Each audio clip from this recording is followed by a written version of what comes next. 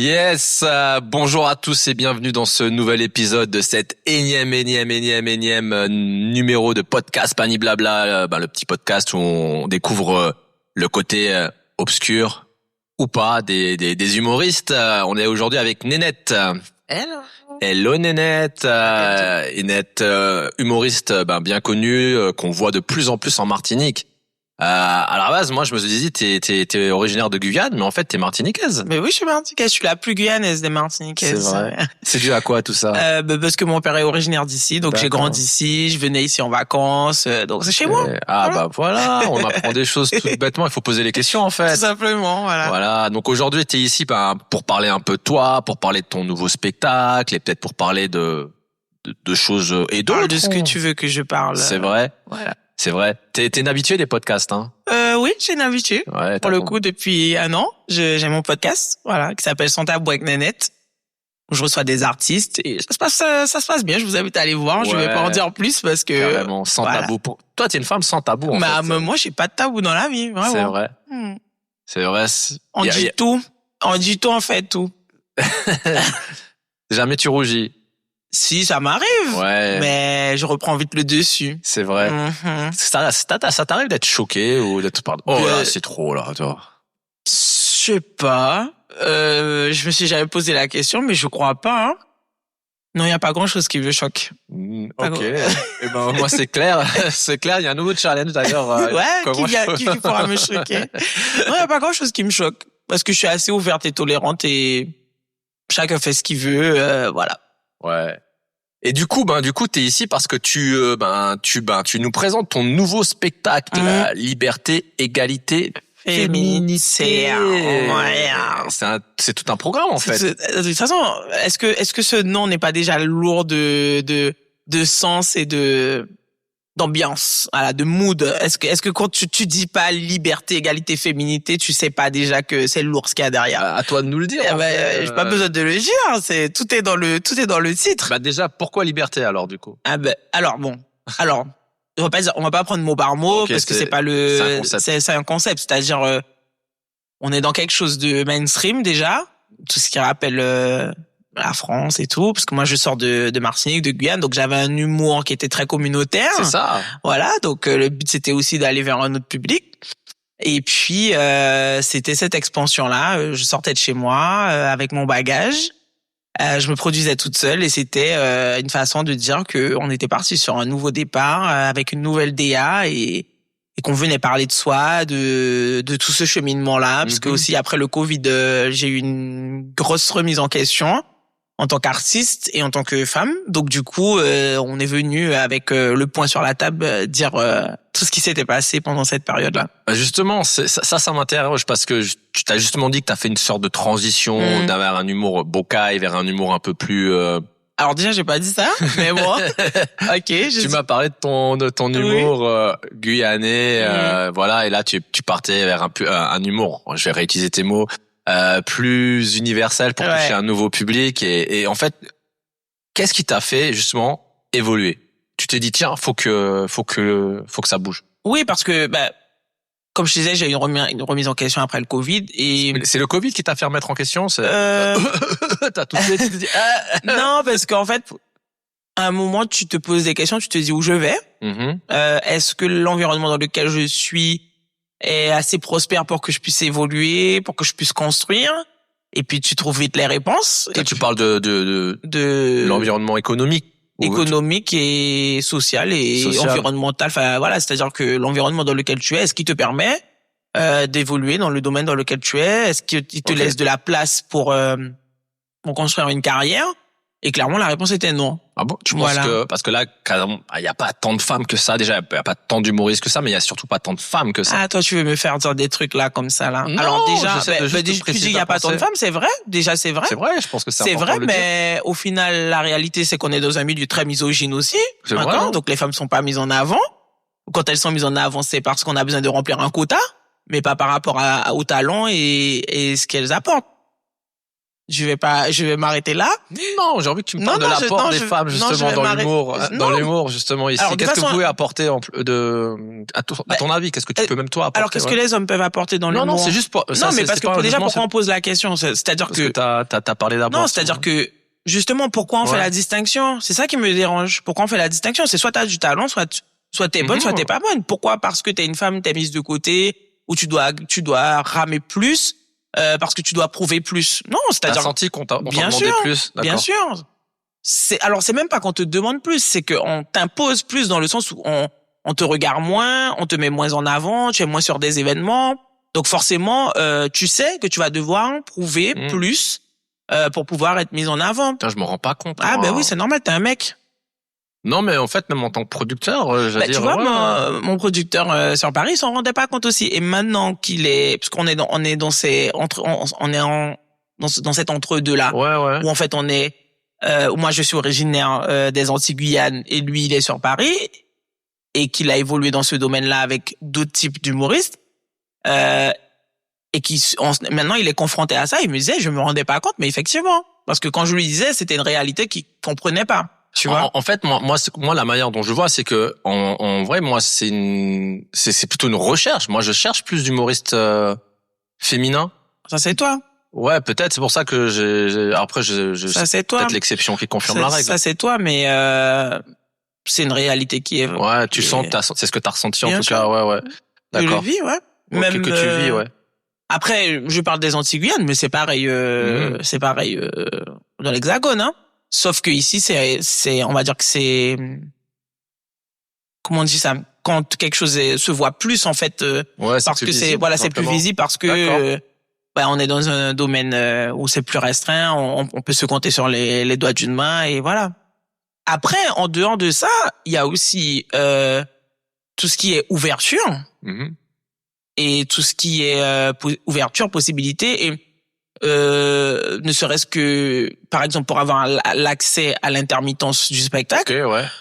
Ici, c'était impossible pour moi, tu vois. Ouais, pour les artistes en général, c'est compliqué, effectivement. Voilà, mais j'ai dit pour moi, je parle en tant qu'artiste, là, je parle même pas en tant que femme, tu vois. Moi, j'ai une résidence sur Paris où je joue tous les vendredis, tous les samedis. Ça me permet d'accéder à ce statut-là. Clairement. Voilà, les plateaux que je fais à côté, les premières parties, les projets de théâtre, parce que moi je fais pas que de l'humour, tu vois. T'es d'une pièce, je crois. Et les projets aussi audiovisuels. Audiovisuels, ouais. Voilà. Et effectivement, t'as plus d'ouverture. Mais je pense qu'on partage le même point de vue, c'est qu'il manque de lieux dédiés, de lieux qualitatifs. Est-ce qu'il manque de compétences aussi autour de matériel, de financiers, ou c'est peut-être la taille du marché? La taille du marché joue beaucoup, parce que le problème, c'est que quand tu joues ici et que tu fais, je dis ici, hein, je globalise, non, mais je préfère dire parce que bon, voilà.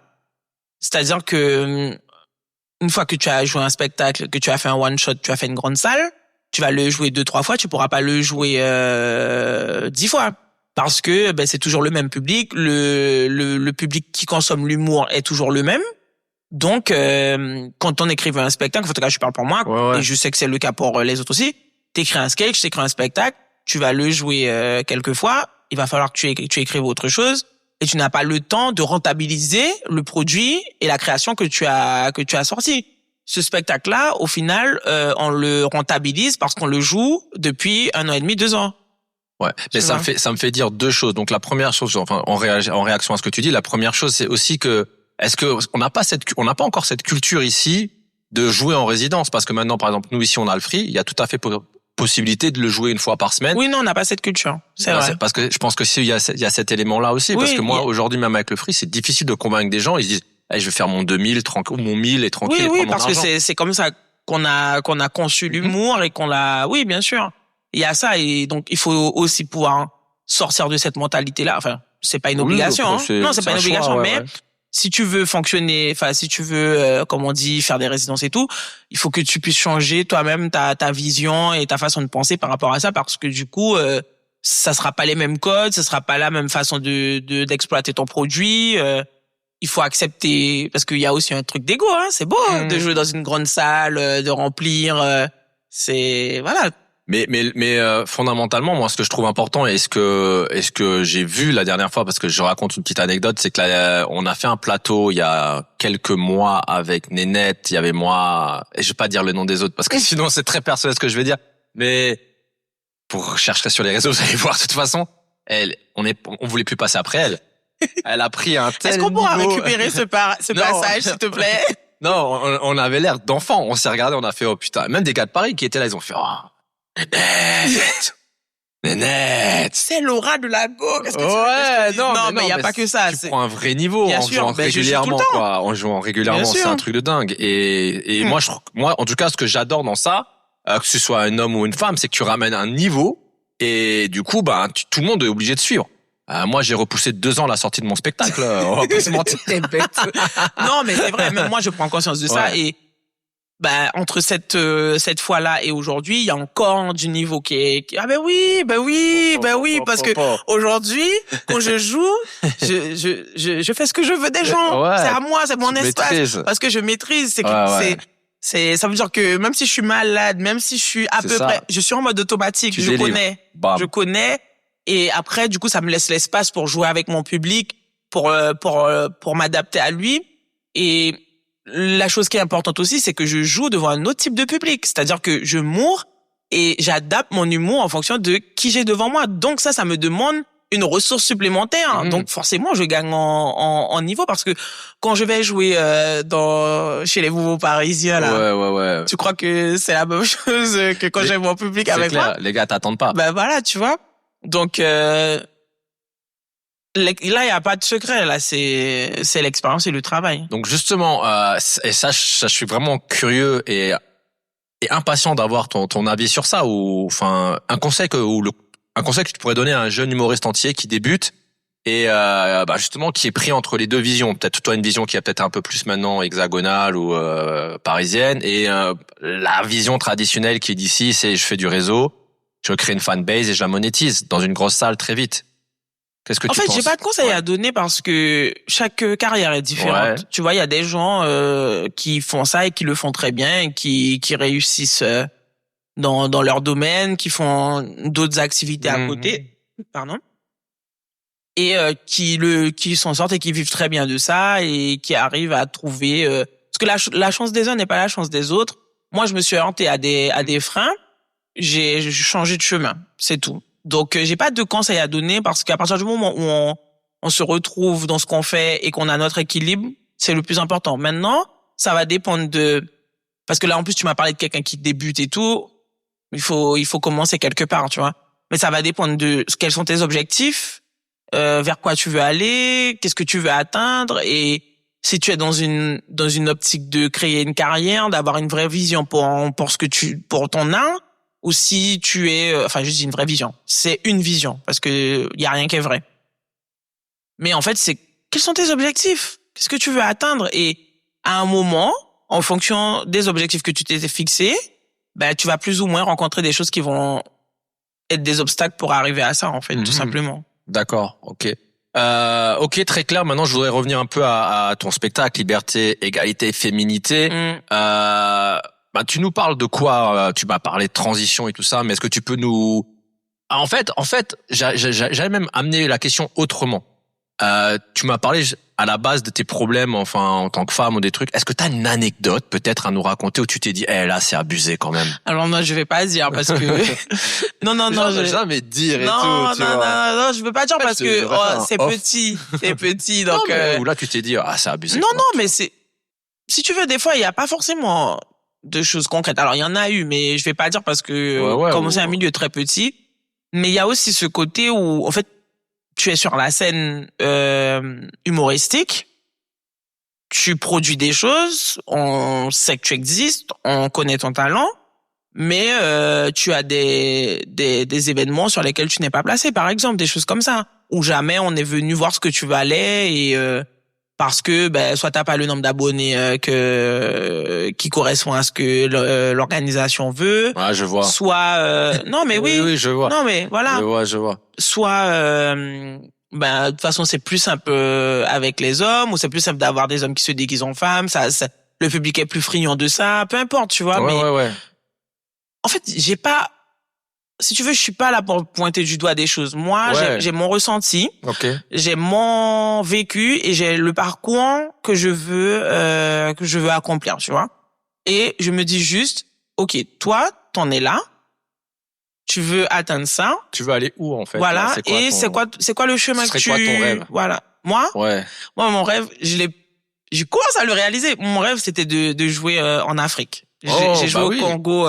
Du Congo. J'ai joué au Congo il y a 2-3 semaines là. Et très bel accueil. Je suis très contente. J'aimerais que ça se reproduise, voilà, le plus régulièrement possible. Mais ça, c'était mon goal, c'était de pouvoir. Et puis aussi, d'être un peu plus mainstream, c'est-à-dire de pouvoir jouer devant d'autres types de publics. Et atteindre en Bretagne, en Alsace, et que tu démontes la salle. Je suis parti à Bruxelles, personne ne me connaissait. Je me suis dit, c'est là qu'on va voir si t'as du talent ou pas. Et retourner la salle et tout, les gens ont kiffé, ils m'ont fait revenir. J'ai fait un 30-30 avec une autre humoriste là-bas. Et ça s'est super bien passé, tu vois. Donc moi, c'est ce que je veux. D'ailleurs, c'est quoi le plus beau compliment qu'on t'ait fait en sortant de scène, par exemple, ou sur ton spectacle, sur ton art? Mais un vrai compliment, pas un truc de charo, on est d'accord? Mais non. Un vrai truc, non, alors bon, déjà, le compliment classique, c'est quand les gens te disent qu'ils ont oublié leurs problèmes pendant qu'ils étaient avec toi, tu vois. C'est-à-dire que tu as permis cet espace-temps-là où les gens n'ont pas pensé à leurs difficultés.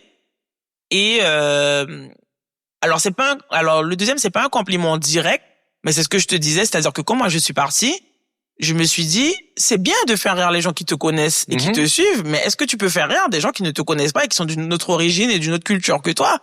Et quand tu arrives dans une salle et qu'il y a personne qui te connaît et que c'est complètement des codes et des références différentes et que tu arrives à retourner cette salle-là, pour moi, ça c'est un super compliment, tu vois? Ouais, c'est vrai que c'est gratifiant. Mais tu me parles de codes, d'ailleurs, mais pour toi, c'est quoi la grande différence entre le public antillais ou guyano-antillais et le public après ça c'est comme tout, hein, c'est comme si tu vas jouer c'est comme je dis, si tu vas jouer en Bretagne, tu sais très bien qu'il y a des choses que tu vas dire ici et que tu vas pas dire là-bas. Ne serait-ce que la langue déjà, parce qu'il y a des punchlines qui sont beaucoup plus fortes en créole. Il y a la capacité que tu as à parler d'une histoire que les gens ne connaissent pas, mais à rajouter un contexte qui vont faire qu'ils vont te suivre quand même, et pouvoir faire les gens rentrer dans ton univers, parce que notamment pour revenir à ta question, dans ce spectacle-là, je parle beaucoup de moi, je parle de mon éducation, de mes références anti-guyanaises, et il faut que j'arrive à amener le public avec moi dans cet univers-là, alors qu'il ne connaît pas mes références. Mais ça, on l'a tous vécu. Tu vas avoir des Thomas Njijol, des Jamel Debbouze qui vont parler de certaines choses. Toi, tu sais pas exactement de quoi ils parlent, mais la façon dont il va amener le truc va faire que tu vas réussir à visualiser et à rire. Le mec, il va insulter en arabe, mais t'as compris l'idée, parce tu vois? T'as la référence. Mais justement, alors. Non, t'as pas la ref. Mais il amène j'allais dire. mais toi, un bon d'un moment, tu vois, ça, je pense que les gens. Pas forcément. Ah ouais? Ben non. Mais justement, maintenant, dans cette nénette, on va dire 2 ou 3.0, en quoi, aujourd'hui encore, tes origines ou ton éducation, enfin, tout ce que, ton passé, ton histoire, t'influence sur scène encore? Tout simplement parce que je raconte ma vie, hein. Tu racontes ta vie. Je raconte ma vie, je raconte mes évolutions, mes réflexions, et puis, comme je suis dans un milieu, par exemple, quand je débarque à Paris et que, je veux pouvoir conquérir un nouveau public. Pareil aussi dans la façon dont on a de faire du stand-up. Quand moi j'ai commencé le stand-up, on va dire parisien, est complètement différent. Tu apprends un autre rythme. Il y a d'autres codes aussi. D'autres codes, mais même déjà, ne serait-ce que dans la manière de raconter tes histoires, c'est quand même différent. Tu vois, j'ai réappris à raconter mes histoires, tu vois. Et en fait, je sais plus pourquoi je disais ça. Qu'est-ce que tu me demandais? Je sais pas, tes influences, tout simplement. Oui, voilà. Et en fait, ça fait aussi mon charme, ta couleur. Voilà, parce que je suis dans un milieu où il y a plein de concurrence, il y a plein de monde, tout le monde fait du stand-up, il y a 25 comédie clubs à la ronde. Et le fait que j'ai une couleur différente par rapport au fait que je viens des Antilles-Guyane, mais que j'ai quand même ces références. Tu cherches en tout cas à parler à un public c'est ça, plus large. Donc du coup, tu crées tout de suite la différence. Voilà. Et en fait, moi, il y a un truc que je me posais comme question parce que dans cette approche de liberté, égalité, féminité, c'est vrai qu'on voit la référence. Mais j'ai l'impression, en fait, quand je t'ai vu jouer sur scène aussi, tout le plaisir que tu prenais, qu'il y avait une sorte aussi pour toi de libération. Enfin, tu libérais à exprimer quelque chose. Ah, mais c'est pour ça que je parle beaucoup de ma vie, en fait. Parce que quand je suis sur scène, c'est vraiment le moment où je me nourris, je donne au public. Enfin, c'est mon espace, c'est ce qui me fait vibrer et j'adore ça. Vraiment, je prends énormément de plaisir à être sur scène, à partager avec les gens. Surtout quand le public, il est avec moi et que, il veut passer ce vrai moment-là avec moi parce que je suis vraiment dans l'échange. J'écris mes spectacles pour pouvoir être dans l'interaction avec le public. Parce que ça m'intéresse pas de venir réciter un texte. Est-ce qu'il y a des interactions de fou qui sont passées? Si, ça, franchement, des fois, ouais. Franchement, des fois, mais bon. Franchement, j'en ai toujours un peu. Moi, j'en ai vu déjà, mais. C'est vrai? Ouais, j'en ai vu, mais j'ai envie que ce soit toi qui nous dise l'interaction la plus folle. Dis-moi. Non, bon, après, en vrai, j'ai même pas envie de spoiler ton spectacle non plus. Non, mais tu peux dire. Non, mais quand tu chauffes le gars et tout ça, là, et qu'il s'assoit sur lui. Alors déjà, tu dis, tu chauffes le gars, tout ça. Là. Mets un contexte, s'il te plaît, Kentou, parce que t'as dit, tu chauffes le gars, là, ouais, tu t'assois sur lui. Alors, c'est pas ça. C'est pas du tout. Moi, j'ai dit ce que j'ai vu, hein. Ouais, mais, justement, c'est border, hein, c'est border. Non, ouais, c'est-à-dire que je teste les mecs capables. Tu vois, les meufs elles viennent avec leurs mecs et du coup je mets un petit mec assis là sur une chaise et puis je saute. Je vois s'il est capable de me rattraper. Les meufs elles adorent ça, elles ramènent leur mec pour que je leur saute dessus. C'est trop drôle. Je te jure, c'est vrai. Arrête. Je te jure, ouais, j'ai ramené mon mec là, faut que tu sautes sur lui là parce que ouais. Ah, ok. Non. Ouais, je te jure, c'est vrai. Tu dois être dans des situations parfois, toi. Non, mais après, franchement, c'est en toute bienveillance et il y a pas de bise derrière, il y a pas de. Et les gens adorent ça, mais les gens, parce que je le fais pas tout le temps, tu vois. Et il y a des gens qui me disent, il y a des filles qui me disent, ouais, Nénette, t'as pas sauté sur un gars ce soir. Non, nous on part pas, on est venu pour ça et tout. Limite, j'avais pas besoin d'écrire du spectacle. C'est quoi ce public, là? Mais j'adore mon public. Vraiment, je passe des vrais bons moments. C'est un truc de ouf. L'autre jour, on a, justement, ma dernière date, on a fait ça. Il y a une meuf, elle a embrouillé le mec. Elle a dit, sors-toi de tes brins, tu vas à la salle, t'as des gros bras. Elle l'a embrouillé, elle a dit, t'as intérêt de la rattraper et tout. Il m'a laissé tomber, ce connard, c'était la première fois. Voilà. Il m'a laissé tomber, mais c'était très drôle. C'était très drôle. Ouais, c'était très drôle. Elle a dit, ouais, mais t'as rebondi. Je dis, frère, t'as vu ce que j'ai derrière? Oui, ça rebondit. Il m'a dit, ouais, j'ai dit, la consigne, c'était de ne pas me laisser tomber. Ah ouais. Mais du coup, c'était très drôle. Ça va, non, je suis en forme parce qu'il a essayé de m'accompagner, donc, ça va. Ok, tu prends des risques quand même. Ouais, je prends des risques. Mais je t'ai dit que je donne à mon public, c'est un vrai bon moment, hein. Mais je le ferai plus. C'est bon, c'est un avertissement. Parce que je n'étais jamais tombé. On m'avait toujours rattrapé. Parce que j'ai sauté sur des gens, hein. J'ai sauté sur des gens. Franchement. Et là, il m'a laissé tomber. Je me suis dit, c'est le moment d'arrêter. Voilà. Ouais. T'es plus toute jeune. Non, c'est bon, voilà. Là, ça va. Si je me pète le dos là, ça serait bête quand même comme fin de carrière. Ça serait grave. Accident. Donc, tournée 2027? Non, 2027, 2028. Ouais, chaud. Moi, je voudrais te poser une série de questions courtes aussi, un peu. Je suis en mode, pour les réseaux sociaux. Aujourd'hui, en tant que femme, ce serait quoi ton super pouvoir? Mon super pouvoir? Ouais, ton super pouvoir. C'est une bonne question, ça. Mais attends, tu m'as prise de cours, là. Ouais, tac. Jeu de jambes, passe le temps. Alors, en tant que femme, ce serait que, parce que c'est un peu ce que je prône sur mes spectacles, même si je le dis pas directement. Mais j'aimerais vraiment que les femmes s'aiment plus et qu'elles s'assument plus. Parce que je pense que quand on s'aime soi-même et qu'on apprend à s'accepter, on change beaucoup de choses dans notre environnement et autour de nous. C'est très inspirant. Et est-ce qu'il y a un truc, par exemple, où tu te dis, aujourd'hui, tu te dis, les femmes, c'est pas normal qu'on s'assume pas, enfin, que vous vous assumiez pas sur ça. Je me sens tellement avec toi. Ouais, je vois ça. Nous, on s'assume pas, les femmes. En fait, je suis fan. Ne serait-ce que sur le fait de s'accepter, tu vois, et de s'aimer, et d'avoir de la valeur pour ne pas accepter certaines choses. En fait, aujourd'hui, moi, il y a plein de choses que je préfère pas faire plutôt que de... Qu'est-ce qu'aujourd'hui les femmes doivent arrêter d'accepter, que tu trouves qu'elles acceptent trop? Non, mais c'est vrai, j'aimerais bien ça. Non, on sait, mais faut que on sait pas vraiment. Tu vois, c'est justement parce qu'on le dit pas, là. Non, mais en termes de relations, nos exigences sont trop basses. On est trop dans le sacrifice avec les hommes. On est trop dans le sacrifice, on est des mamans, on est des infirmières, on est des Jésus, il faut arrêter, c'est bon. Faut s'occuper de soi, chacun s'occupe de soi. Nous sommes tous des adultes, on peut se porter, on peut s'accompagner, mais en fait, c'est bon, les femmes sont trop dans le sacrifice. Mais c'est une éducation qu'on nous a donnée, hein. C'est une éducation qu'on nous a donnée. On nous a dit, tu dois prendre soin de ton homme, peu importe ce qu'il fait, tu dois être à ses côtés, tu dois porter ton homme, et puis qui nous porte? Personne. Voilà. Ouais. Donc, il faut arrêter avec ça. Ok, on a dit courte la question, mais là, tu lances un débat. Mais c'est toi aussi, là, tu m'emmènes dans des sujets, On n'est pas dans Sans Tabou, là, ou quoi? Sans Tabou, anti. Non, c'est vrai. Non, mais voilà. Vas-y, vas-y, les prochaines, je fais quoi? Bon, après, Parce qu'en même temps, je réfléchissais. Ouais, je comprends. En fait, j'ai envie de continuer dans cette orientation, mais il y a une phrase aujourd'hui, est-ce qu'il y a une phrase qui t'énerve ou que t'as plus envie d'entendre en 2025, par exemple? Qui te dit non, là, c'est bon, on peut plus dire. Ou je peux plus accepter. Putain, toi, tu peux faire réfléchir, là, hein, Kendo, hein? Ah, en fait, c'est que tu filtres, c'est pour ça. Ouais, un peu. On est déjà dans à un niveau où maintenant tu dis, un peu quand même. Ouais. Non, parce que des fois, je pense que les gens sont pas prêts pour certains débats, c'est tout. Je sais pas. Attends, fais une autre question. Pas de problème. En fait, alors à l'inverse, une phrase que les femmes devraient dire plus souvent. Tu peux reprendre ce que t'as dit, mais là on aurait un format plus rapide. Tu vois, une phrase que les femmes devraient dire plus souvent.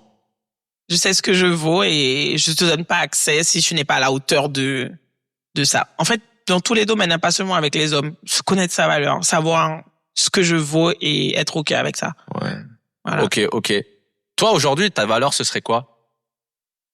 Tu parles donc dans quoi? Tes valeurs, en fait, des trucs que tu te dis, là, ça c'est moi et c'est pas négociable. Alors, mes valeurs d'authenticité. Ok. Enfin, je négocie pas avec ça. Je suis qui je suis. J'ai ma façon de penser, j'ai ma façon de voir le monde. Je suis pas pour que tout le monde soit d'accord avec moi. Ok. Mais par contre, tu vas pas m'enlever ça, quoi. Vas-y. Ouais. Est-ce que tu peux être avec quelqu'un, un mec ou n'importe, un mec ou un ami, tu vois, ou avec lequel vous ne seriez pas d'accord, mais vous serez dans l'acceptation. Si on est dans l'acceptation, il y a aucun problème. Moi, tout le monde peut pas penser comme moi, je peux pas penser comme tout le monde. Tu votes d'un côté, lui il vote de l'autre. Alors ça dépend, oui, ça dépend, oui, il vote quand même, parce que là, ça vient toucher quelque chose d'accord. Ça vient toucher quelque chose qui est en rapport avec mon essence, avec qui je suis. Donc, fondamentalement, si tu votes à un certain endroit, tu peux pas être ami avec moi. Ça n'a pas de sens. Voilà. Ok. Mais bon. D'accord, cool. La femme qui t'inspire le plus. La femme qui m'inspire le plus. Alors, j'aime beaucoup Kelly Massol parce que c'est la créatrice des Secrets de Loli. Et je trouve que, justement, quand on parlait de cette valeur d'authenticité-là, je trouve que c'est une fille qui se travestit pas pour réussir. Elle impose ses conditions, elle est qui elle est comme elle est. Et elle a pas honte de sa réussite et de ses ambitions. Et ça, j'aime beaucoup. Ouais, t'aimes les filles qui... Qu'est-ce que tu veux dire? Non. Qu'est-ce que t'as à dire? Non, t'aimes les filles qui sont dans la réussite, t'aimes les filles qui assument, pas forcément dans la réussite, parce que on a chacun notre définition de la réussite. Okay. Mais en tout cas, des gens qui sont alignés avec eux-mêmes, qui s'assument et qui vont pas se travestir pour pouvoir arriver là où elles ont envie d'arriver. Enfin bon, après je vais pas te juger si tu veux te travestir, mais c'est une valeur que j'aime beaucoup. C'est un truc que tu trouves aussi que beaucoup de gens font, ce problème d'authenticité, ou se travestissent, donc perte d'authenticité. Oui, parce qu'on est dans une ère où en fait il faut montrer, il faut prouver, il faut faire des vues, il faut vendre. Donc on s'adapte à ce que la demande veut pour faire l'offre, tu vois. Mais toi, t'as toujours eu un personnage, en tout cas, je parle de personnage parce que voilà, sur scène où t'as l'air quand même d'assez choc, assez intense, assez authentique en vrai. Mais est-ce que t'es vraiment comme ça? T'es vraiment comme... peut-être même trop comme ça. Ah, sur scène, t'es plus calme. Non, je suis pas plus calme sur scène, mais je me suis quand même assagi grâce à la scène parce que j'étais trop terre à terre, trop nature peinture, et parfois il faut savoir s'adapter, il faut savoir voilà. Et justement la scène m'a permis de créer un peu ce personnage entre guillemets, ou enfin pas ce personnage, mais mettre des limites pour se dire il y a des moments où ça t'a cadré. Ouais, un peu. Ouais. Franchement un peu. OK, cool. Et on va finir sur justement la scène. Est-ce que t'as un rituel avant de monter sur scène? Ah oui, j'en ai. Alors déjà, j'écoute une petite musique, toujours la même, une petite musique d'un mec de chez moi qui s'appelle Gift, voilà, qui s'appelle Musicien. Big up. Ensuite, je respire beaucoup parce que je suis très stressée avant de monter sur scène. Voilà. Et je bois un verre de vin et je mange un petit paquet de chips. Voilà. Ok. Une marque précise, non, je rigole. Oui, Lay's Barbecue. Voilà. Vous savez, tu voulais savoir. Voilà, Lay's Barbecue. Vous savez ce qu'il faut vous ramener, faudra lui ramener. Voilà, si j'ai pas mon vin, je suis un peu contrarié. Ouais, vin Bordeaux. Rosé. Rosé, ok. Une grosse piscine de rosé. un verre. Un verre. J'aurais bien aimé, en fait, savoir si t'as eu une grosse galère sur scène, un truc vraiment, t'as envie de nous partager avec nous. Une grosse galère, une anecdote, quand tu dis ça. Tu vois, genre une anecdote de plan galère, alors j'en sais rien, ou un truc il m'arrive tout le temps des galères, mais en fait moi je rebondis toujours sur mes galères. Par exemple, j'ai fait le Palais des Glaces, on a fait 10 minutes de spectacle, mes chaussures elles se sont cassées sur scène, et ben je les ai enlevées, je les ai jetées, et j'en ai demandé une autre, tu vois. En fait, y a pas de problème. Non, j'ai pas de problème, vraiment, la scène c'est mon terrain de jeu, et peu importe ce qui se passe, je saurais rebondir et je saurais jouer. Donc vraiment sur scène, j'ai pas de galère, parce que c'est comme quand je suis tombé, comme le mec il m'a pas rattrapé. Bah en fait, le meilleur moment c'est quand il m'a pas rattrapé, parce que j'en ai tellement joué, je l'ai tellement ramassé que, enfin voilà, il y a pas de problème sur scène, quoi. Ouais, bah c'est une belle promesse en tout cas pour ton spectacle le 26 mars, Grand Carbet. Voilà, donc ça va être un moment incroyable. Les Martiniquais ne sont pas prêts pour ce que je les ai. Moi j'en suis persuadé. Ils sont pas prêts, hein. Non, ça va être un sacré moment, hein. J'en suis persuadé, parce que en plus son spectacle il s'améliore de semaine en semaine. Là, on est en novembre, t'imagines en mars. Et moi, comme j'ai déjà vu monter sur scène il y a genre 3-4 mois, et c'était déjà dingue, déjà ouf, c'est tombé. Voilà, c'est ça. Donc venez. Vous allez passer un très très bon moment. Et ben on sera là. Allez, à très très bientôt, et merci beaucoup Nénette de t'avoir libéré, de nous avoir accordé ce temps. À bientôt. Plaisir.